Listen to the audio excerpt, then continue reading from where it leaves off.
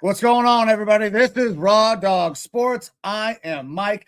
That is Evo. Remember when Bobby Boucher showed up at halftime and the Mud Dogs won the Bourbon Bowl? We got some football going on right now at the NFL level. That's right. Flag football is taking place for the Pro Bowl as we speak. There's all sorts of shit going on in Cleveland sports. Darius Garland was just traded for fucking James Harden. That's breaking news as we go live. We're a little late, people, but thank you, everybody who is here. Evo, my man, thank you for being here. How you doing, brother? Evo, you are muted, my guy. I don't know what happened. How the fuck does that happen? I don't know. Fuck, did we get ice cream? Yeah, nice. Sometimes StreamYard just does these weird things. I'm doing good. As I was trying to say, I'm tired. It's Tuesday. It doesn't feel like Tuesday. The work week has already been long and hard and veiny in many ways. So, but I know you all are waiting to hear this. Government shutdown 2.0 is over. So your boy doesn't have to complain too much. It's only a couple days where I actually didn't miss out on any pay because I'll get paid for those days anyways. So no hard times here in the Raw Dog house in Arizona. So happy about that. Happy to be here. Happy to be going over some sports stuff. It's going to be probably a quicker show because, wouldn't you know, not a whole lot of football has happened between, 2 weeks ago and this upcoming weekend, other than the fact that there is flag football going on. For all of us grown men who really, really love football, we love flag football, which means nothing. And I never advocate. Hold on. Go ahead, finish it. But we're gonna come back to that nobody loves flag football thing. Well, look, it's fun, but I'm not taking any of my time out of my day to watch professional athletes play flag football personally. Okay, so there we go. So I don't care about these guys playing flag football, but flag football is a fantastic game. I actually have a very proud, dad moment I get to kind of share right now. So flag football is something that I've done before. I've coached G in the past. And before we left Arizona that last year that we played, we won the championship. So I was fucking pumped. But I haven't been able to coach any kind of football since we've been out here. And all I've been coaching is baseball. Well, Lizzie came to me a few weeks ago. She's like, I want to play flag football. And she asked me to be the coach. So we got signed up for the Menor League, and I'm fucking pumped. I cannot wait. And I know girls don't play football, but I can't wait to go out there. They do play flag football. Hell yeah, they do. There's actually that is a massively growing sport is women's flag football. High school, big time high school sport now for girls. So it's going to be in the Olympics, right? I'm pretty sure. Is it women's or is it just men's? I think that it's probably going to be both. It has to be, right? It would have to be both. Yeah. It's. Listen, I'm not smart on that, so I don't know. Yeah, and we're a ways away from the Summer Olympics. Obviously we got the Winter Olympics coming up here. Shout out Lindsey Vonn for fucking rupturing her ACL and saying she's still going to go. That'll make that story even crazier if she's able to pull off another gold there. But the point I was getting at here is. NFL flag football and the Pro Bowl in and of itself is such a joke that I never advocate for injuries, but a injury to a star player, not Justin Jefferson, let's be clear, but an injury to a star player or something like that, that would basically make the league have to go maybe we fucked this up. Wouldn't be the worst thing because what the fuck are we doing here?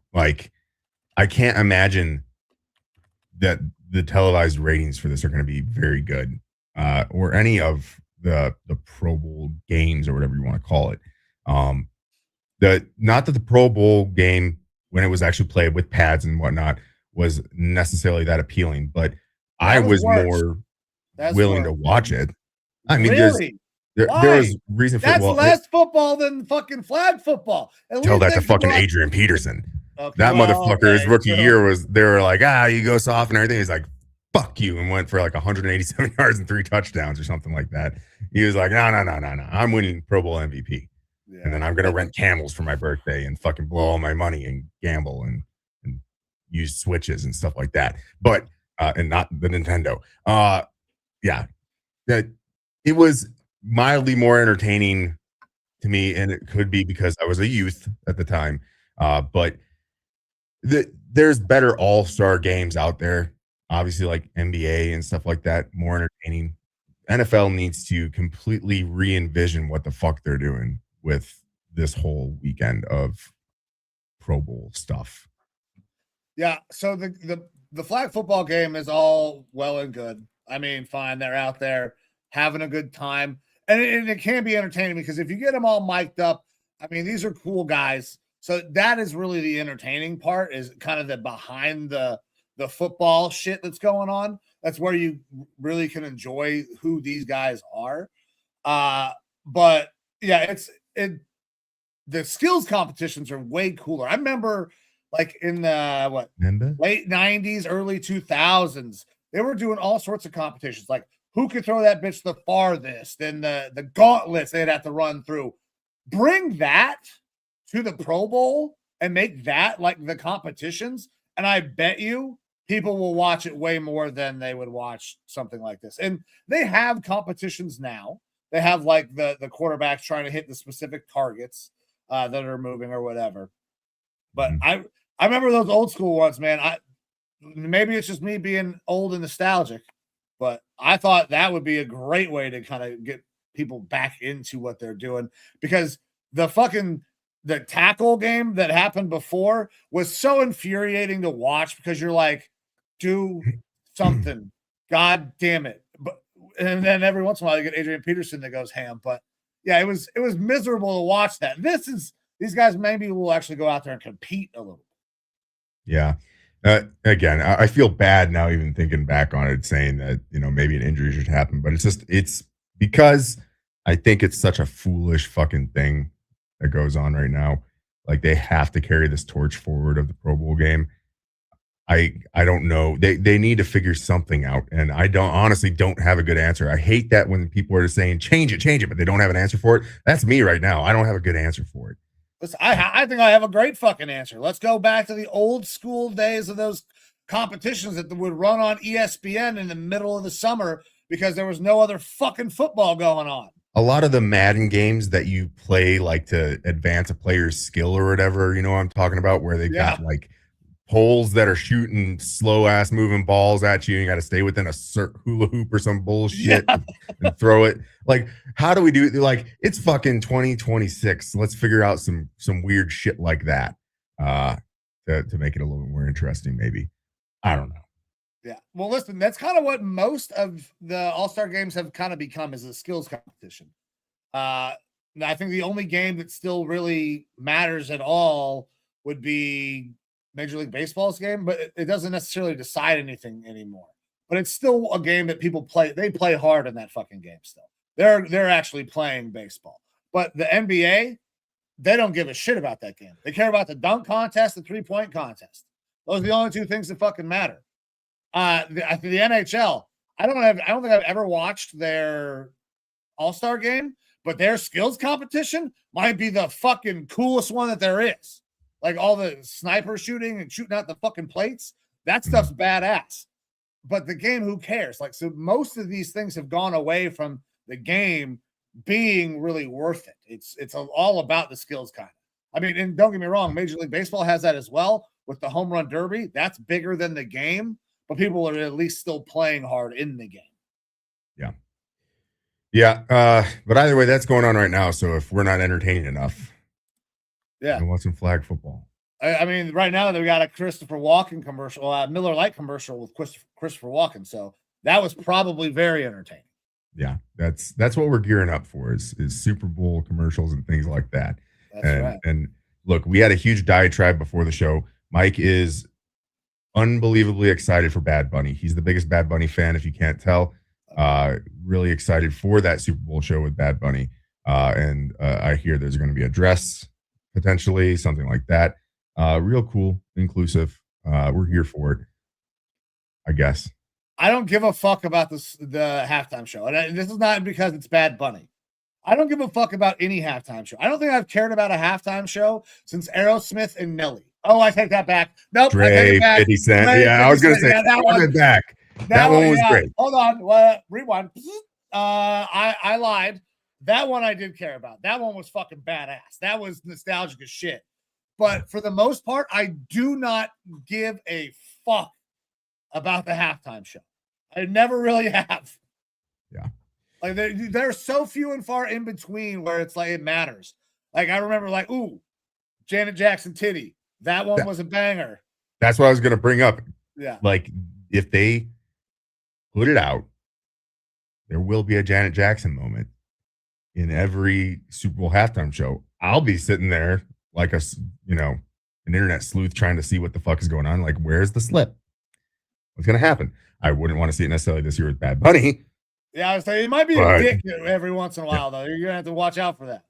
Yeah, and that's a rough situation to be in if you're not of that sort of ilk. Abby Barton, are you? I think that came in. I believe that she was referencing. Probably. She does not care about the Super Bowl halftime show. Yeah. I believe. I'm going to give Abby the. Or it could have been after your dick comment. Who knows? We don't know. Anything is possible. Anything is possible, guys. That's what today's show is going to be. By the way, that we don't have a ton of things to talk about, so we're just going to have a good time. And man, Jerry Rice looks like he's having a good time. Anyways, brother, where do we want to go? Because let's stop talking about flag football. Because outside of youth flag football, I'll care about it in the Olympics because then I'll be fucking rooting on America. Yeah. And also possibly Venezuela and Greenland. One of the things that we like to do in this show is make a lot of bold predictions. We like to also be honest when our bold predictions are absolutely wrong. Yeah. We run a game basically at the beginning of every football season where we predict the records of all 32 teams, where they're going to land in their divisions, who's going to end up going to the playoffs, the seeding, things like that. Now, if we were to say get this 50% correct somehow, like we would be gods.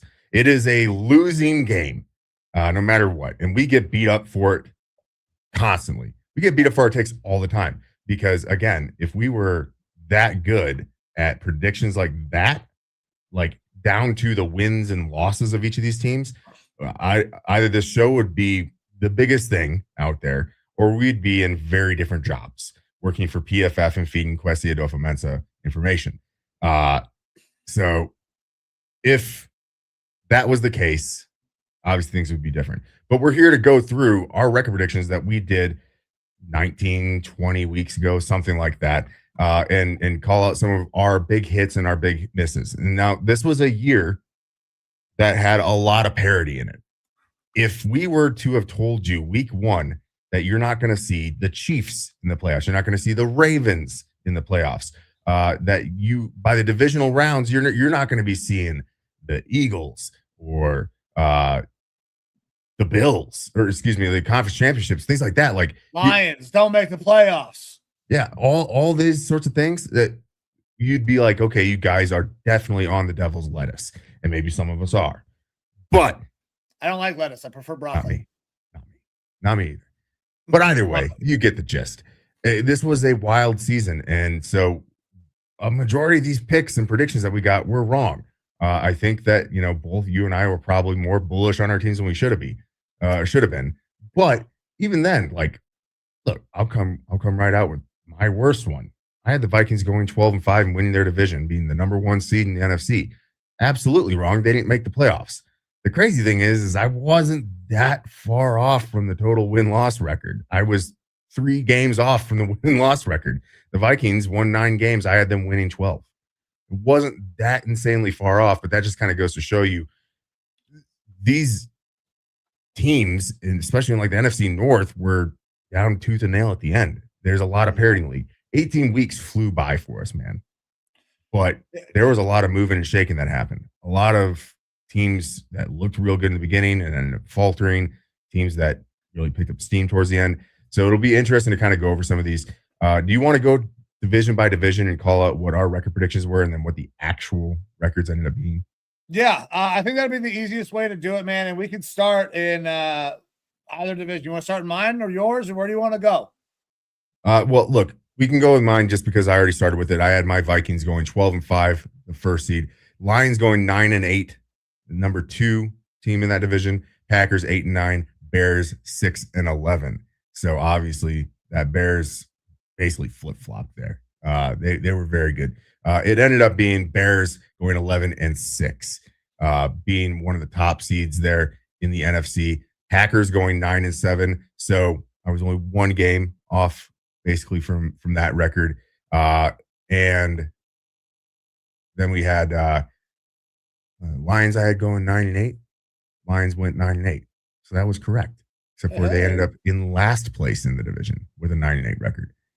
So kind of a wild NFC North, pretty fucking tightly contested. The biggest miss there, other than me being very bullish on my Vikings, is the Bears. Like, a lot of people had the Bears doing well this year. I thought that the Ben Johnson experiment with Caleb Williams might not work out well that first year, but with that last place record from the previous season, and things starting to click, especially as the year rolled along. Also, things that I think are going to be very tough for them to repeat, the turnovers in particular. Yeah. They had a fantastic year. Yeah, they really did. Now, my record here was not great. I had this division all fucking flipped upside down and around. I'll start at the top. I had the Lions, who I thought were going to go 12-5. They did not. They did not win that division either. I had your Vikings at 11-6, second in the division. That did not happen. I did have a better record for the Bears. I had them at 9-8, finishing third in the division. So I wasn't far off on the Bears. I thought they would be better, but like when you get that kind of turnover margin, you're going to get a couple extra games maybe. And then I had the Packers supposed to finish them last at 7-10. Obviously they go through, they make some moves. They have a great start to the season. Injuries kind of tear them down the majority of the fucking rest of the way with Michael Parsons and everything else. So yeah, I had that one all jacked up. I think my closest one there was for sure the Bears. Yeah. All righty. Where do you want to jump to next? Let's stay over in the NFC. Let's talk NFC East. All righty. I feel like this one was a little closer, probably where we expected. Yes and no. I don't think I got a single team in the correct spot. Oh man, so I got 2 teams flipped and I got 2 of them right. Yeah, so I had the Commanders continuing what they did from the previous season, going 11-6. Eagles going 10-7. They actually went 11-6. Cowboys going 8-9. Cowboys did go 7-9-1. And then the Giants I had at 6-11. I had them a little bit better than what they actually were. They ended up going 4-13. So Giants were actually in last place in my predictions, and they were in last place in that division in real life. But I was more bullish on the Giants apparently. And look, the Commanders, obviously injuries there again kind of derailed things. So they did not repeat what they did the previous year. Eagles, I was 1 win away from being correct. I had them 10-7. They went 11-6, and definitely weren't the same team that they were previous years. And then Dallas Cowboys, I had them 1 game better than they actually were in real life. So not, I guess, aggressively far off, but the positions were pretty much all wrong except for that Giants team. So my records were pretty far off, but I had a couple of the positions right. I had Eagles winning the division. I had them 15-2, like you said, they go 11-6. Commanders, I had them in second place at 13-3. I thought they would be much better. Obviously, Jane Daniels going down hurts that from happening. Then I had Cowboys. So I had those two flip-flopped. I had the Cowboys at 5-12. They ended up going 9-7-1. And then the Giants, I had them worse than what their record actually was. I expected them to be pretty bad still. 2-15, and they finished 4-13. So I got the lead of the division, and I got the tail end. I flipped the middles, but my records were not necessarily all that close. Yeah. An interesting one with the NFC South, because that NFC South did kind of come down right to the end. I'm sure one that we probably both weren't, super correct on. I had the Saints going 3-14. Saints in real life went 6-11. I had them rounding out the bottom of that division, which they did do. They were the worst in the division, but they actually performed a lot better than expected. Tyler Shuck, he definitely came on. He started to play pretty decent at some points. So then I had in third place the Panthers at 7-10. The Falcons also at 7-10. They had a division head-to-head record where the Falcons ended up winning out there to get into second place, and the Bucs at 12-5. And the Bucs really looked like they could have been that 12-5 team to start off the year, and then the wheels fell off. Baker was injured. A lot of other injuries on that team. Just couldn't get the magic from the beginning of the year done. I was feeling really good about that Bucs prediction, but it did not work out. So obviously, Bucs took a tumble. They went 8-9. Carolina Panthers went 8-9, and they had to fight it out there at the end in order to get that last playoff spot. And of course, the Atlanta Falcons also 8-9 in real life in this division. So I was pretty close here as well, I feel like, but once again, the records were slightly off because I had the Saints at 4-13, finishing in last place. So I had last place right, but I was more down on them than they were. I had the Falcons finishing in third at 5-12. They gave 8-9. Falcons fans were furious when they saw my 5-12 prediction. I mean, 8-9 is better, but you were still third. And then I had the Panthers. I didn't think they would win the division in second place at 6-11. And then I had the Bucs also at 12-5. And we know how that turned out. So I got a couple of spots right there again. But once again, a little off on my numbers. Yeah. And lastly, here in the NFC West, this one, I got to take this one on the nose. I had the Seahawks in third at 6-11. They're playing in the Super Bowl this weekend. So absolutely was wrong on that. Wasn't sure about Sam Darnold going there and being anything too special. Was definitely proven wrong with that one. Super proud for Sam. But I did have the Rams going 12-5, which they actually did do in the regular season. I had the 49ers going 9-8. 49ers ended up with 12 wins on the year with one of the easiest schedules in the NFL. And that Cardinals team, I had them at 6-11 in fourth place. They were much worse at 3-14 in the actual league. So look, what the West Division, I mean, by the end of the year, Seahawks, Rams, and 49ers all vying there for playoff spots, all getting into the playoffs. It was a really good competitive division there in the West. Yeah, it was crazy good division. The Cardinals have got a long way to go before they're going to compete. But I also have to take my lumps here because I had the Seahawks finishing last as well at 6-11. I had the Cardinals finishing in third place at 9-8. Whoo, man, I was off on that. Owl's back. Yeah. And then I had a couple of close. I got the who joke. By the way, that might just become a thing. I'm gonna start just tossing that. Maybe. Anyways, Or you'll be Ric Flair. Woo.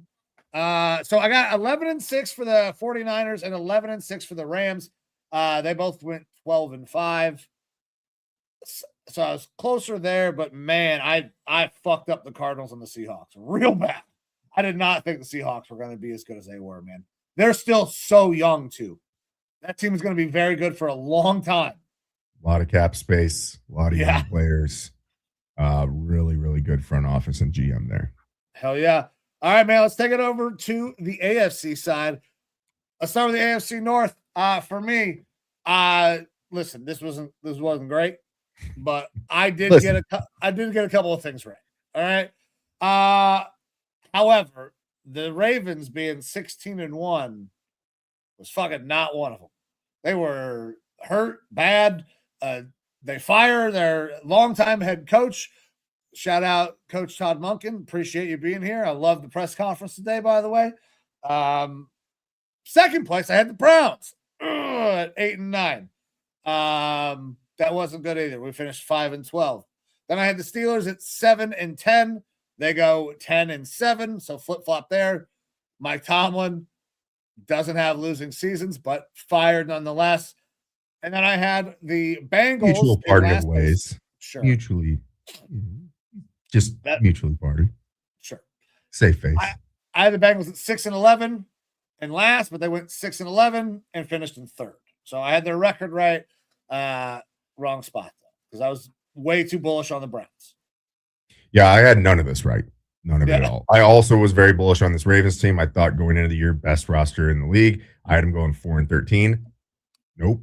Bengals, second place, 10 and 7. 13 and 4. 14 and 3.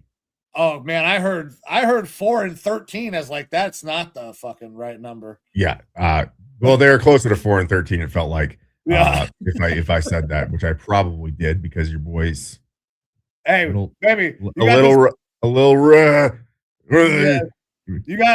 the dyslexia and I got the tism. Yeah.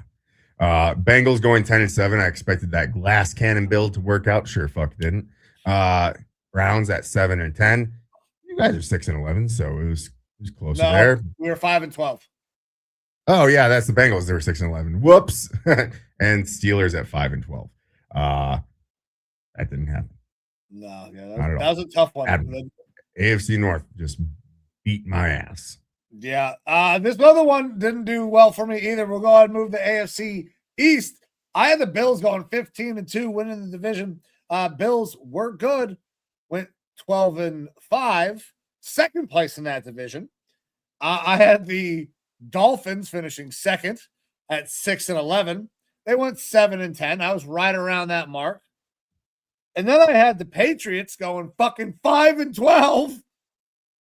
And they're in the Super Bowl going against another team that I had at fucking 4 wins. Or was it? Yeah, crazy low wins. So obviously the Patriots go 14 and 3. And then the Jets finishing last. I think everybody had that one. I had them at 4 and 13. And they went 13 and 14. What do you got, bro? So Bills, I had at 15 and 2. You know, bullish on them as expected. I had the Jets at 10 and 7. Now I have to go back and really look into why I thought this the fuck was going to happen. But bad take. Bad take. Now I remember with the Pats, I had them taking big steps forward. I didn't expect them to do what they did this year. I don't know how many people really did because the roster, while it did improve dramatically, and you get a good head coach, and I remember banging that drum of Vrabel's good coach. He's going to pull things out of these guys that you aren't expecting. I didn't have it to being as good as where you possibly have an MVP candidate at quarterback and making it to the Super Bowl. I had them at 8 and 9, so pretty close to even record. And then the Dolphins, who I really thought was going to be the worst team in the NFL, and I still think they're pretty bad. Got some on some people at the end, but I had them at 2 and 15. 2 and 15 when they actually went 7 and 10. I think that they're going to be a lot closer to that 2 and 15 this coming season, though, depending on what happens this offseason. Because they're probably moving on from Tua. Maybe Malik Willis is the quarterback there with the Packers connections or something like that. But Tyreek Hill, I don't know that that's going to work out. You got Ashane, and then you're really going to have to start hitting bangers with the draft and whatnot to do a lot better. The Pats were better for sure than I think a lot of people thought. I had no doubt there. And this exercise just feels like it's just nothing to fuck us up here. This is bad. Just kick to the balls, man. Listen, that's kind of just what you know what? That's what I should have done for the movie quote. You go over there, pull out $100, come over here, hand it to me. I'll kick you in the nuts. We'll call it a day. Now you can't use that one. Yeah, it's okay. All right, let's move on to the next division because I'm sure this one's going to be much better. The AFC West, I had the Chiefs going 14 and 3. They went 6 and 11. I had the Chargers going 12-5. Chargers went 11-6. I had the Broncos going 12-5. They go 14-3. And I had the Raiders being at the bottom going 4-13. They went 3-14. So I was pretty close on, the Chargers, the Raiders, Broncos. But, man, I missed on the fucking Chiefs, and I think a lot of people probably missed on the Chiefs. I mean, I had the Chiefs taking a step back this year, but obviously the loss of Mahomes and everything made it way worse. I had the Chiefs in second at 10-7. I did have the Broncos winning the West, but I had them at 11-6. At 14-3 in real life, obviously they outperformed that a little bit. I had the Raiders at 9-8 and the Chargers at 9-8 as well, with the Chargers actually ended up being the last place in the division. Chargers came out gangbusters, and then injuries again, especially across that offensive line, kind of derailed them to a point, but they still were a playoff team. And this kind of goes to show that Jim Harbaugh puts together good squads, gets good things out of his quarterback. And at the end of the day, it was injuries really that derailed that system there. So I'll take my miniature win of predicting the Broncos winning that division. Yeah, I had him third, so I would take that as well. Yeah, Chiefs. Tough, man. All right, let's take a look at the last division. I'm sure this one will be better. I had the Texans going 14-3. They did have a good year at 12-5. And then from there, I fucking missed. I had the Colts going 4-13, finishing second. They went 8-9, finished third. Then I had the Jags going 4-13, finishing third. They went 13-4 and finished first in the division. And then I had the Titans going 3-14, and the Titans went 3-14. So I knew that they were going to be bad. I did not know that the goddamn Jags were going to be anywhere near as good as they were this year. That coaching staff did a great job getting that thing turned around. Yeah. So I had the Texans winning the division at 11-6, which was one game off of their actual win total, but they were in second place in that division. And then it's just all kind of shambles from there. 7-10 for the Colts in second place. Titans 6-11 and Jags 6-11, both of them at 6-11. Obviously, Jags fucking way outperformed this year, way outperformed to an extent. The Colts outperformed a lot of people's expectations as well. As Abby kind of brings up here, Danny Dimes surprised everybody. He played really fucking good until that Achilles injury. Yeah, I mean, they were looking like one of the teams to beat in the AFC until he goes down. Indiana Jones, man. It was fun while it lasted. Maybe it still lasts. It could. Listen, they could try to reconnect that relationship. I mean, he's obviously going to need some time to rehab. I don't know where that team is planning to go, if they're going to, because this is not the year where you're going to be looking for a quarterback. That's most certain. Shout out to Jeremy Green for coming on the show this last week. Terrible quarterback class. And if you're not the Raiders, you ain't getting a good one. And even then, you might not get a good one. Who do you think? So now that we're kind of done with these predictions. Okay. Okay. Let's do it. Here's my bullish thought. And I put it at a 5% chance of happening. Tom Brady is very particular with his quarterbacks. And Fernando Mendoza might be one of those guys. But we talk a lot about the draft next year being loaded with quarterback talent. And this Raiders team is really, really bad. Like their roster is pretty damn terrible. Oh, gosh. You're thinking trade down, huh? With the Jets. The Jets have 2 first-round picks this year, 2 first-round picks next year, and a first-round pick in the following year. I don't think they trade 5 first-round picks for Mendoza.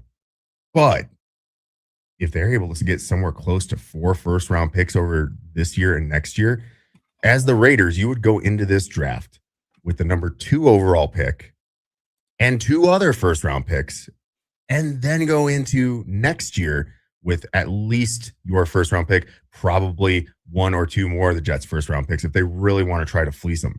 And to make it kind of work and maybe reset some of their cap issues, I mean, or at least try to get some of the stuff out of the books, they could try to throw a Max Crosby in there, which I think would then probably we'd start to look at the 5 first-round picks. 2 this year, 2 next year, and 1 in 2028. Like, it would be the most monstrosity of trades to ever happen in the NFL, but the Jets purposely put themselves in this position to have all these first-round picks to be extremely aggressive. Aaron they Glenn's kind of probably have to be, apparently, because guys are going back to college specifically so they don't have to play for your fucking team. Yeah.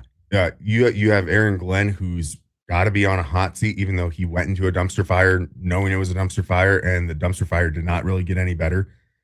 If Tom Brady wants to go after a particular quarterback in next year's draft, he could have a huge wealth of first-round picks to rebuild his team this year behind their presumptive new head coach, Clint Kubiak, and still have enough first-round picks next year where he doesn't have to do anything crazy with it, but trade those to get another one of the top picks and get the quarterback that they want.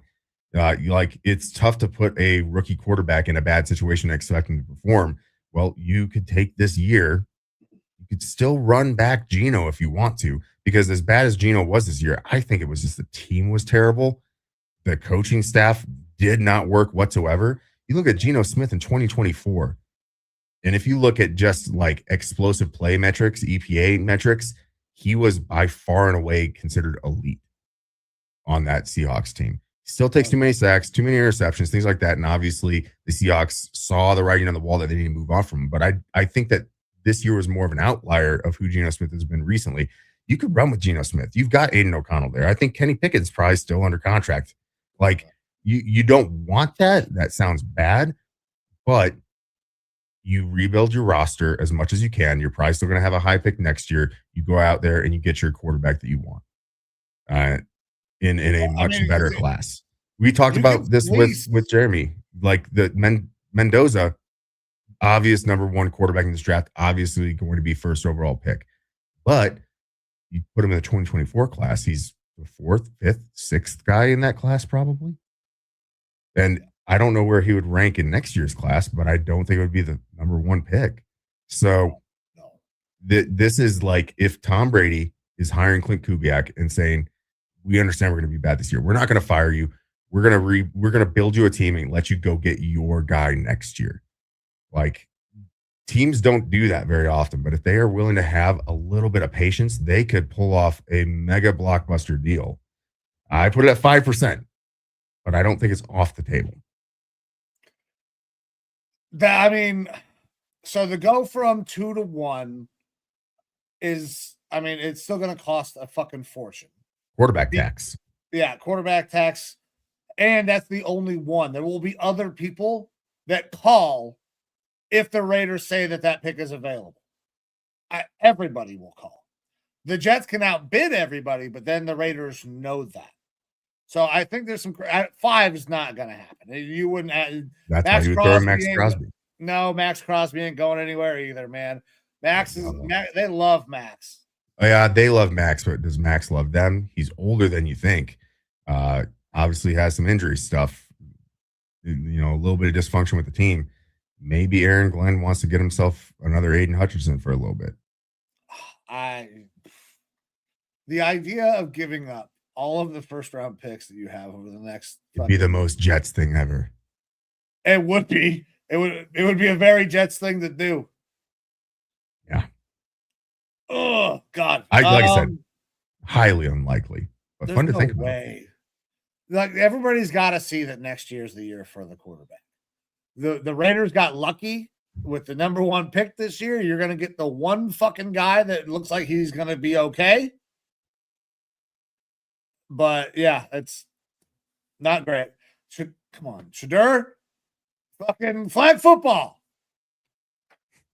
By the way, speaking of the Jets and Shadur Sanders, a guy that turned down a invitation to the Pro Bowl, Justin Fields says, you know what? I'm just going to go ahead and train for the offseason, get ready for next year. Where the fuck is he going, by the way? Like, best thing he could have done. He's still under contract. Is he really? I'm pretty sure he's still under contract with the Jets.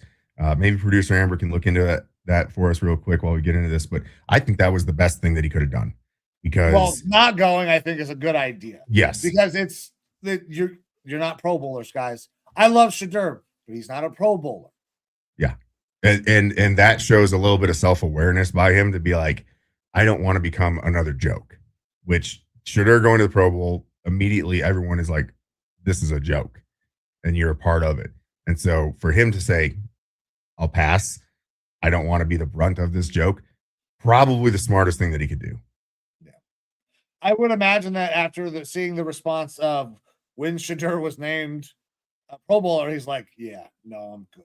Because listen, I love the kid, and I can't wait to see what it looks like next year with Todd Monken.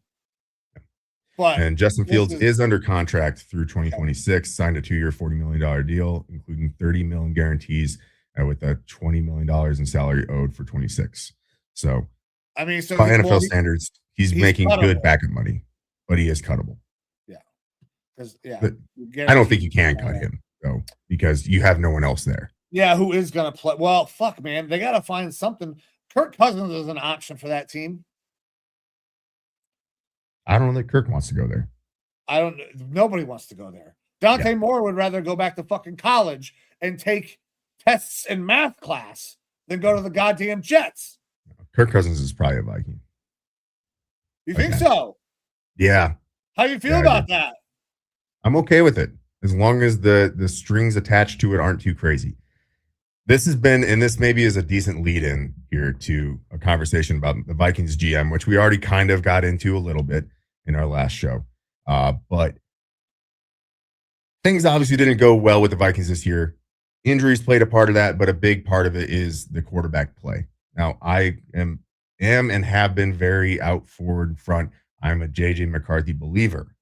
I think that he can develop. I think that this was a bad year, but if you, again, and it's easy to cherry pick stats, but you look at his last 5 games and he performed statistically like a top 5 quarterback by a lot of different metrics. The mechanics got to get fixed. And I think if you fix the mechanics and get a little bit more maturity, because again, he's the youngest or second youngest quarterback in the league. He just turned 23 within like the last month. It's crazy. That there's tons of room for growth. That being said, GM gets fired. Everything now without a GM in-house, other than Rob Brzezinski, who is kind of de facto GM, but Kevin O'Connell's the one pulling the strings now when it comes to the draft and free agency and all that stuff, him and Brian Flores. You have to believe that Kevin O'Connell feels that he's on the hot seat. They have to find a way to perform. More and more reports have come out saying that Kevin O'Connell has went to the team, to the front office and said, JJ's not ready. My evaluation, he's not ready. I'm not out on him, but he's not ready. We need to keep one of Sam Darnold or Daniel Jones. They apparently, one of the big linchpins for this whole situation wasn't that Kirk or that Sam Darnold left, which Jeremy kind of corroborated. They assumed that Sam Darnold was going to be too expensive to keep. And if you do keep him, he's your long-term guy for this contract and beyond. And JJ McCarthy then becomes a wasted asset.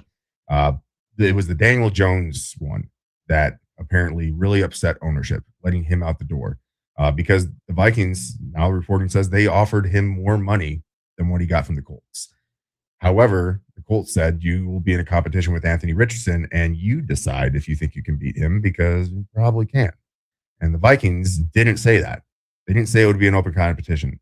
They didn't say that it wouldn't be, but they didn't give him any sort of reassurances. And he felt like he had a better shot to go beat out Anthony Richardson for the job, which is why he left. If they had given him some sort of more reassurance that this will be an actual quarterback competition here, because maybe JJ isn't ready, maybe he would have stayed. Maybe. I don't know, but that really pissed off ownership. It pissed off O'Connell.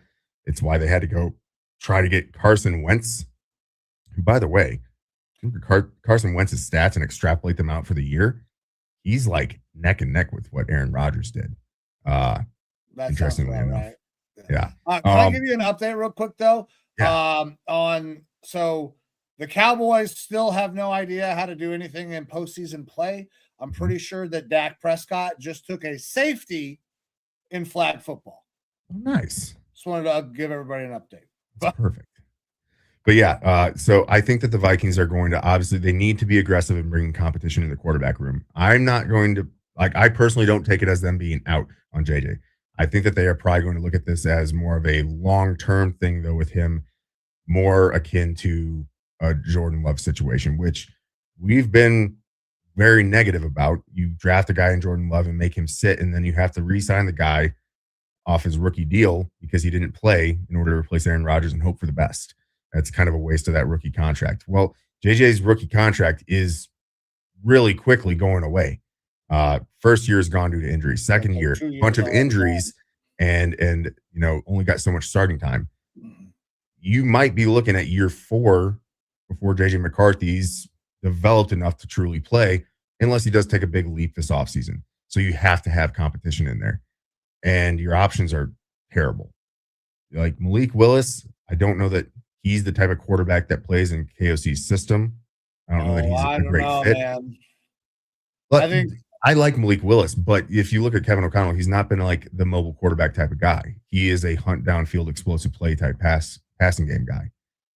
So Malik has a big arm, though. I think sure. I would be open to it. I like him, but also I think that Malik, what we saw at the end of the year, he's going to command enough money that it's no longer a competition. You're bringing him in to be your starter, and you're going to have a lot of competition for him with teams like Miami or Pittsburgh or even the Jets. Someone's going to pay him maybe more than he's worth at this point in his career, and he could absolutely outperform that contract. I'm not wanting to denigrate Malik Willis in any way because I think that he showed a lot of good stuff at the end of this year. But beyond that, Mac Jones, I don't want to trade a second for him. That's probably going to be the going rate. And Shanahan's already come out and said, I don't see a way that he's not on our team next year. He's a perfect safety net for them if Brock Purdy gets hurt again. He's cheap. He's going to be there to cover for Brock Purdy, and that worked out this year. And you trade him this year, you probably get a second-round pick. You let him walk after this year, you're going to get a third-round comp pick because someone's going to pay him. So you take the safety net of having him there. I don't know that he's going to get moved. And then after that, it's a shit show, man. Aaron Rodgers maybe comes back and plays for someone, and I do not want him on my fucking team. And he doesn't fit with Kevin O'Connell either because he doesn't have the arm strength to do the deep plays down the field. Most likely bet is that he stays in Pittsburgh with Moonface Mid-Carthy. Like, that's... Moonface Mid-Carthy, I like yes, that. I'm going to start to work that one in a lot more. Yeah. Kirk Cousins knows Kevin O'Connell.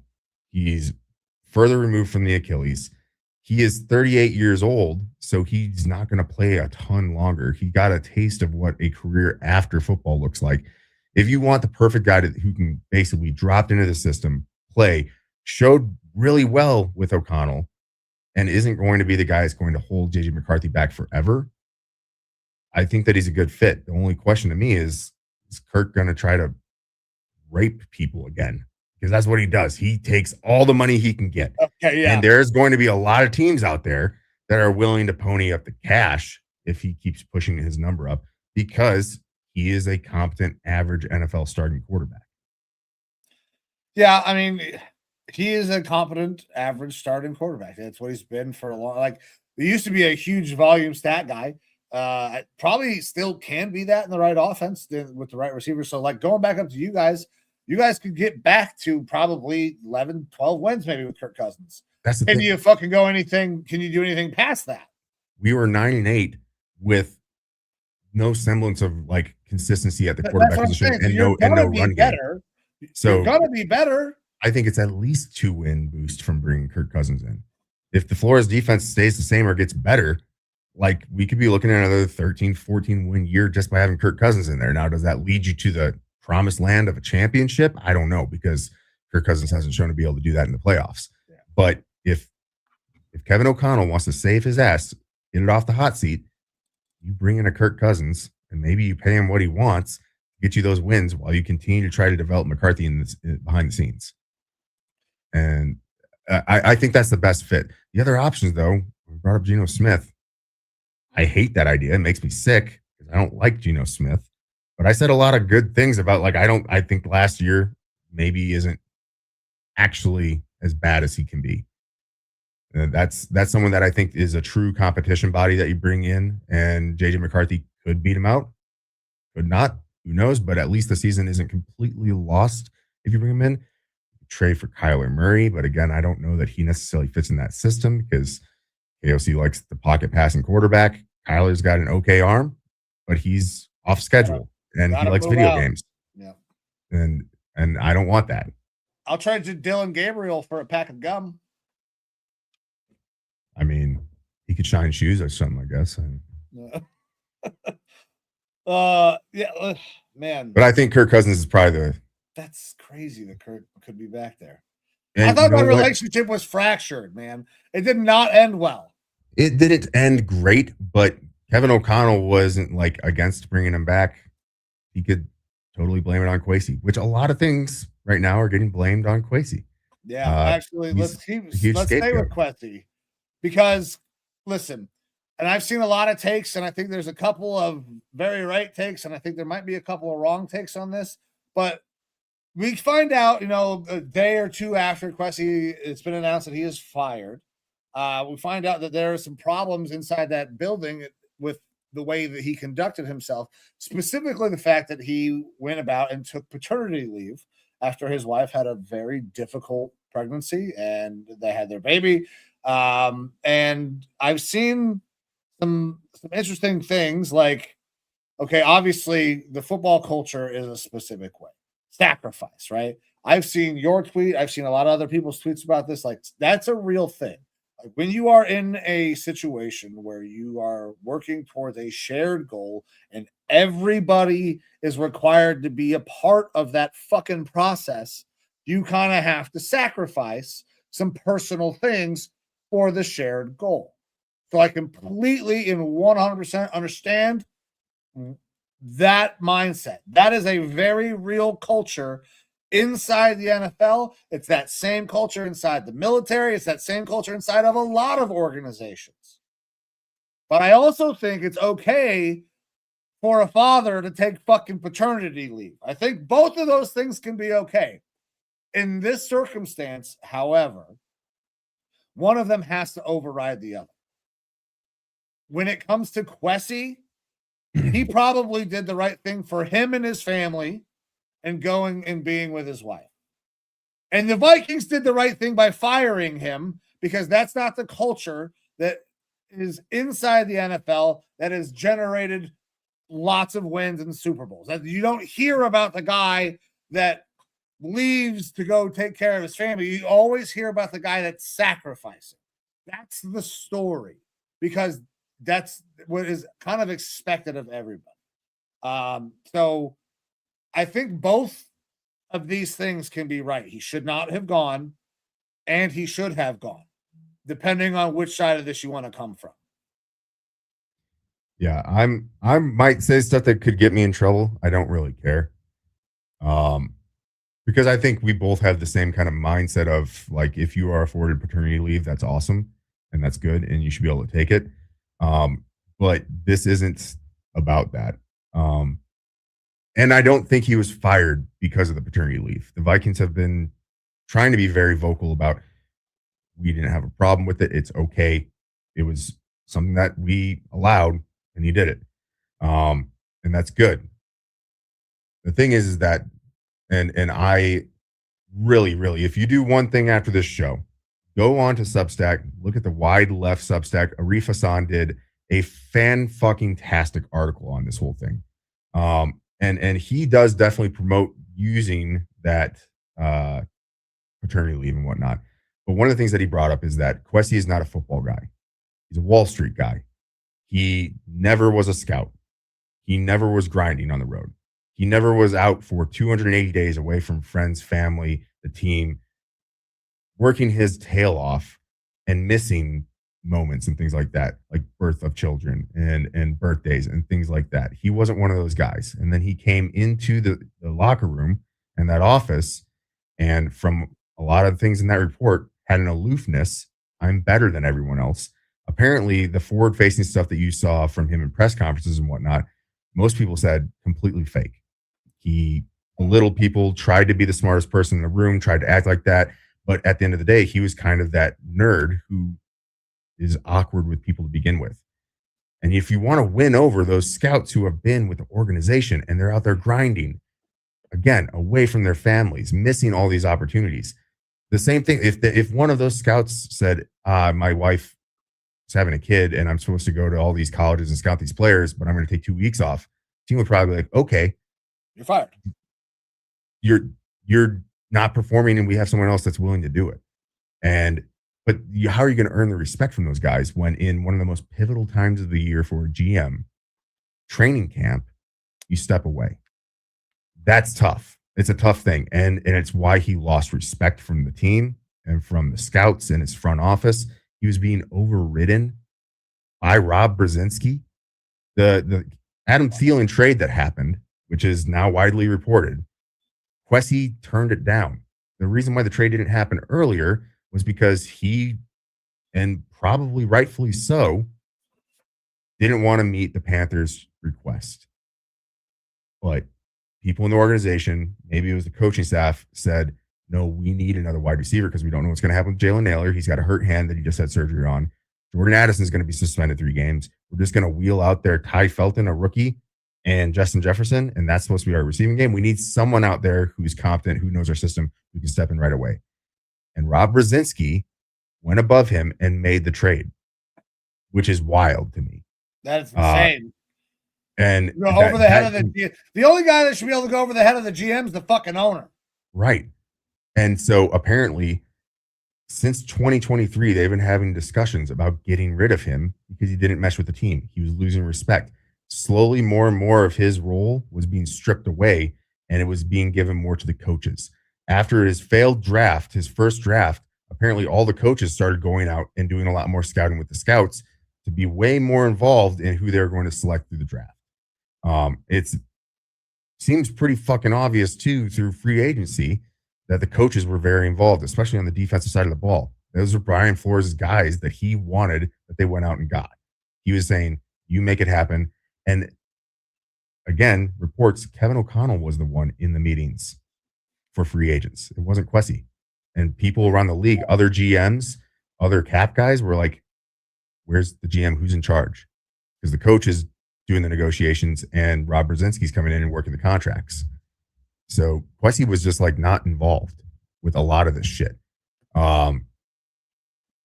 It obviously the paternity leave thing steps in and becomes a part of it. But you look at all these former players who come out and they say, yeah, like, I wish I could have been there for the birth of my kids. We don't get paternity leave in the NFL. If, I don't know, we'll say Jamar Chase, right in the middle of a playoff run, and you got 3 weeks left in the year, has a baby and says, I'm gone. I'm not going to be here for 2 weeks. That's going to kill that Bengals team to not have Jamar Chase out there. If that happens with a quarterback, JJ McCarthy got so much shit and he missed 1 game because of the birth of his kid. Or didn't even necessarily miss it. He just didn't go to practice and he still made it to the game and had a bad game versus the Falcons that I went to. And caught a lot of flack for it. Like, the players don't feel bad for him because you're one of 32 guys in the league who's in a GM position. Sacrifice. That is a huge part of this game. The players are out there sacrificing their bodies and their families to try to make the team better. The scouts are out there sacrificing their families to be on the road to build the team and make it better. And then in one of the most crunch times of the year, the GM says, I'm not going to sacrifice. As a man with a family, I get that. But also, he signed on the dotted line the contract to do that job.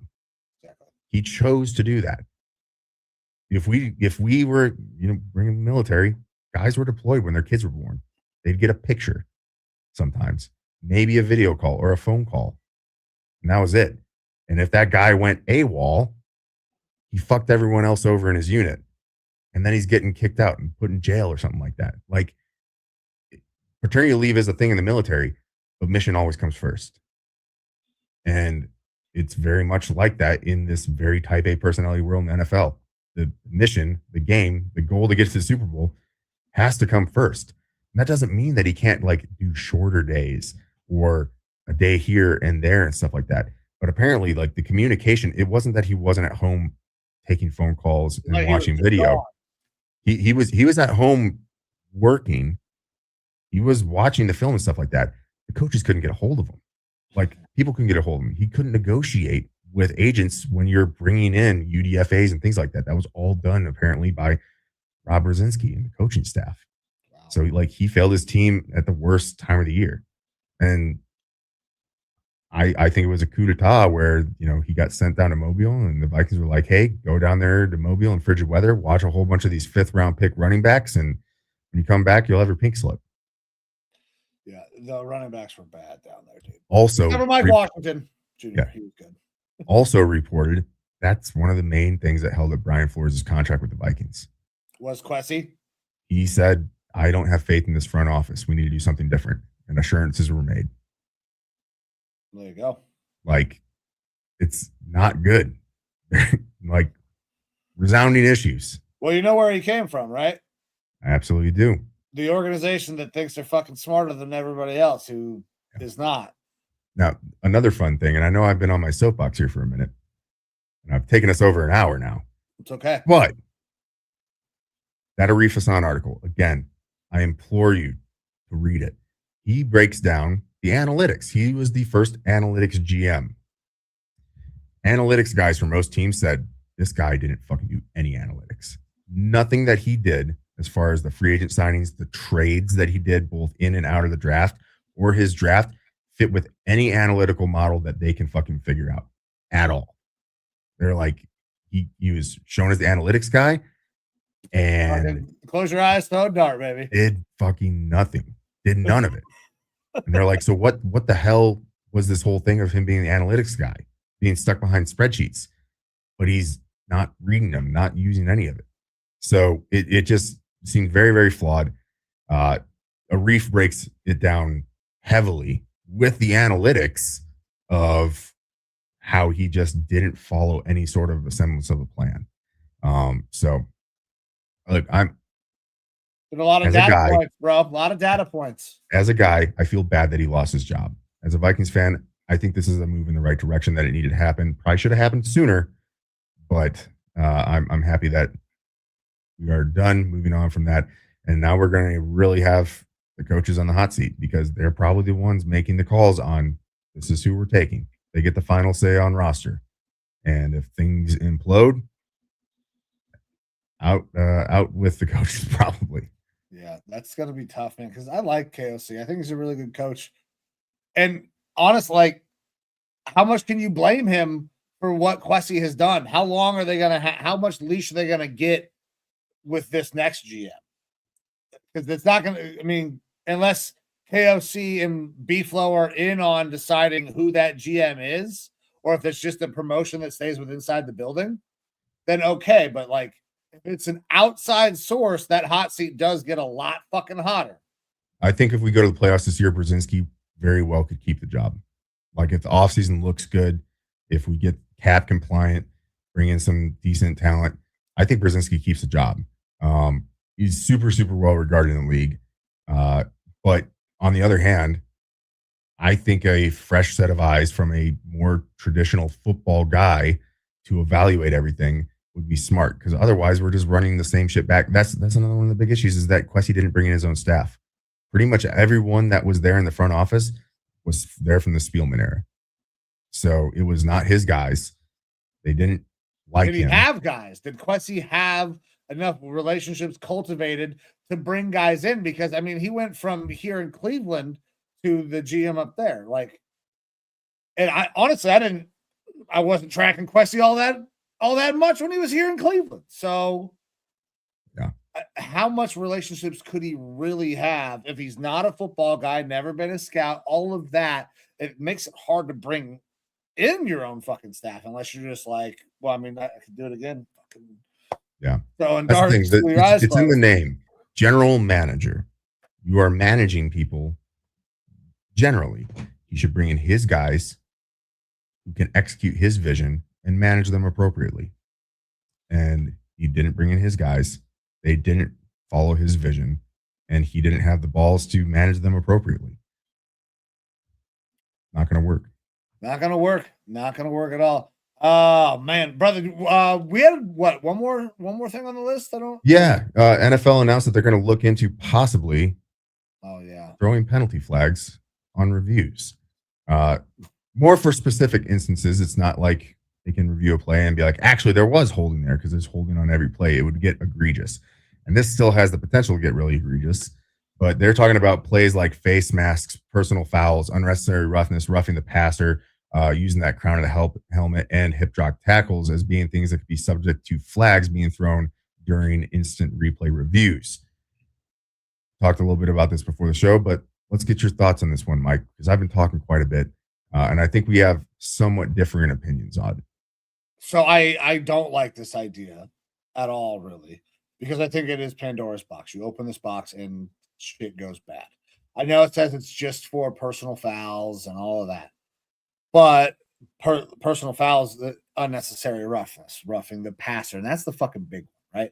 So we get some cupcake ass calls on roughing the passer that should not be roughing the passer calls. And what happens if that happens in a big moment and there's a roughing the passer called that wasn't fucking roughing the passer? I'd see that being like the main detriment. Like, oh my God, how the fuck could they do this? They just basically completely changed the game. Now, there is one aspect that I was kind of thinking about as we were kind of getting into this, where I would accept this as a positive. If they tracked the amount of penalties that were missed by every crew, and every crew was either awarded or fucking relegated to specific types of games and work, or fucking some sort of grading scale where we could actually track who the fuck is good in the NFL and who is bad, and like make them accountable, maybe I could see how this would be good. But outside of forced accountability, because we'll see how many times they fuck up, I don't think this is a good idea at all. Now, listen, when you see a face mask penalty, it's like, oh man, there was a face mask there. That sucks. But I think I would rather deal with not getting my free 15 yards rather than having an official decide that somebody else is getting a free 15 because my D end hit him like he's supposed to in a football game. That would fucking piss me off. If it's between those two things, I'd rather not have any of it. I'd rather not have any penalties be allowed to be reviewed. I mean, also, when we did the PI thing, it was fucking terrible. It was absolutely atrocious officiating. So that's where I'm at. That's the thing is I'm in a spot where I completely agree with the Pandora's box thing. And that's the scary thing. Once you open it up, you can't really take it back. And we already have enough complaints with officiating. I always go back to last year, Sam Darnold and the Vikings versus LA, and the egregious face mask where his head gets basically twisted off and the ref is sitting there watching, pounding his pud, and doesn't throw his fucking flag. It was not just like a face mask where hook the face mask and pull it a little bit, which is a penalty. It was egregious, ripping the head around. It was. And it's those egregious missed calls that I want called correctly, and this would be something that could fix them. But in the same instance, every single play on an NFL game, there's a penalty happening, and they could be found if they are being looked for. And in this replay, they would be watched and looked for. I think that, and it's a problem because there's subjectivity, and in the NFL rulebook, there really shouldn't be subjectivity. But if they're able to gauge the egregiousness of the penalty and the missed penalty, then I would be open to it. But how do you gauge that? How do you say that something is egregious?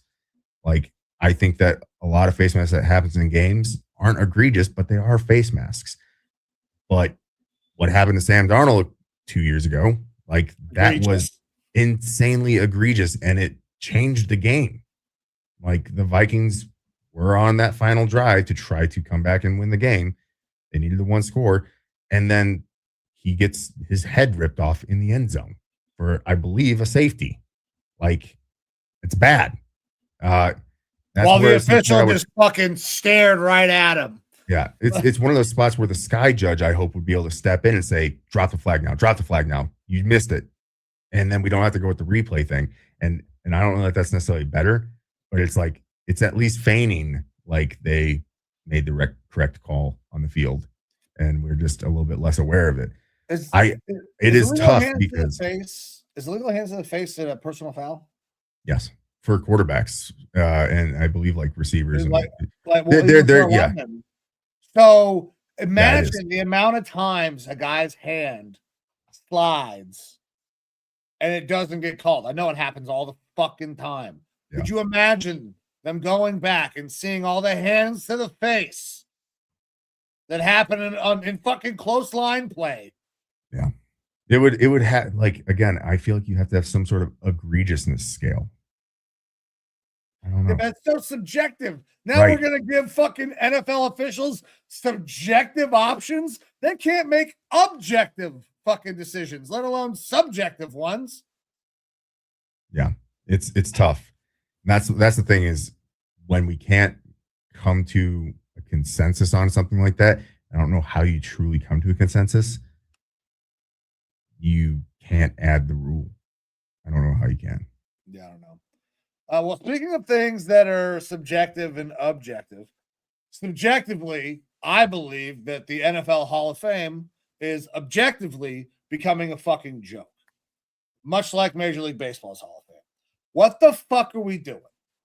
I know that Robert Kraft, producer Amber dropped it in here. Robert Kraft not voted into the Hall of Fame. Bill Belichick not voted into the Hall of Fame. Are they going to hold Tom Brady out? And if they do, why would you ever even go? Why would you go to the Hall of Fame ever again? I think Tom Brady's the one straw that they can't break, but they're going to hold everything else that happened around the Patriots with Robert Kraft and Bill Belichick. Robert Kraft maybe a little bit more because not only does scandals and allegations of cheating, but the massage parlor stuff and whatnot. But at the end of the day, objectively, his franchise has been fucking incredible for the past couple decades. Yeah. And they're right back in the Super Bowl again. So to not induct him, it seems pretty fucking petty. I think the NFL Hall of Fame needs to take a step back and be like, we have a serious fucking problem because this sort of issue really hasn't come up ever until this year. And the NFL Hall of Fame committee had to come out and say, like, if we know that weird stuff is happening or something like that, like, we'll review it and those people won't be voting anymore or their votes won't count. Again, kind of subjective, but also it's egregious. Yeah. Like, I don't know how you get around that. Would it be possible? Here's the little reckless speculation. Tom Brady's eligible next year or 2 years from now? Oh man, I don't know. I think you got to be out 5 years to be looked at. How long has he been out? I don't know. 2 or 3? 3? He's still got a couple years. What if Tom gets elected and says, "Fuck you, I'm not coming"? You wanted to hold Bill and fucking Mr. Kraft out? Have the ceremony without me. Fuck off. I feel like that'd be that's the greatest nut drop of all time. That's a big dick move right there. Is it? Hold them accountable. We request a formal apology and for them to be a revisionist history. They were put in first ballot. Yeah, like Tom has. He could easily. And now he's a fucking owner. Like, Tom is in a very power position here. He can seriously be like, "Fuck you guys, I'm not coming." Mm-hmm. I know I'm going in. I'm the greatest fucking football player of all time. If you don't put me in, you completely tank everything that your fucking Hall of Fame has ever stood for. Put them in or I'm not fucking coming. The only way other than, look, obviously Tom could do that. And I think that would be a big balls move. Just off the top of my head right now, like, I think people who hate the Patriots, people who hate Bill Belichick, people who hate Robert Kraft are still sensible enough to be like, yeah, this is probably wrong. They need to add a fan vote. You announce all the people who have been selected to the Hall of Fame, and then you have a fan vote that goes on for a week. to bring in one more player, one more GM, front office person, owner, things like that, coach. And so what? You add 3 more people per year. So that way, if the voters get it wrong, the fans we shouldn't have to have that if shouldn't the voters get it wrong. But how else are we going to fucking fix this? I don't know. Honestly, I mean, how can you, and this is a problem that's going to lead us into a talk conversation. Like, how do you get the fucking media to do what seems like the most objectively right thing and say what the fuck is happening? Because that's who does this. It's the fucking media that says, okay, yes, we vote for this guy. No, we don't vote for this guy. And a lot of times what happens is they get their panties in a wad and then things go sideways. Which is pretty interesting because, like, obviously the fans are calling out bullshit on this, but so is the media. Like, the media as a whole, I'm not hearing takes of people being like, yeah, it makes sense. No. Everyone's talking point is, what the fuck on both of those guys? So who is the people that I want to know who the 50 people are? That's what it needs to be. I want to know the 50 names of the voters for this year. And then I want to fucking figure out what 10 didn't vote for Bill and didn't vote for fucking Mr. Kraft. Maybe that's another thing is all those people can no longer vote. There's some sort of collusion. You're done. I mean, that's entirely that's what the letter was for. For the ones that voted for him, how pissed would they be? You know, if they know I can't vote anymore, they're immediately going out and naming all the fucking names off. These are the motherfuckers who did it. And I got wrapped up in it because I was in this fucking group of assholes. Shit, man. Listen, I don't know what the right answer is, but what is happening now is not right. Yeah. At some point, they will both go in. Robert Kraft will go in. Bill Belichick will go in. Obviously, Tom Brady will go in. And you can think whatever you want about the Patriots and that, or the way everything happened. But they had the greatest dynasty probably in the history of fucking sports. I mean, when you consider how hard it is to win in the NFL, that is an insane accomplishment they had in that amount of time. Like, Tom Brady won a Super Bowl in like 25% of the years he played football. That's fucking absurd. So they should absolutely go in. They should go in immediately, but it won't happen. I'm all on board for what you said, though. Like, the more I think about it, the more I think that's the biggest baller move. Yeah, because you want to, like, for him to publicly come out and say, I do not accept something I've wanted all my life to be in the Hall of Fame. I don't accept because it's a fucking phony organization, and you proved that, and I don't want to be a part of it.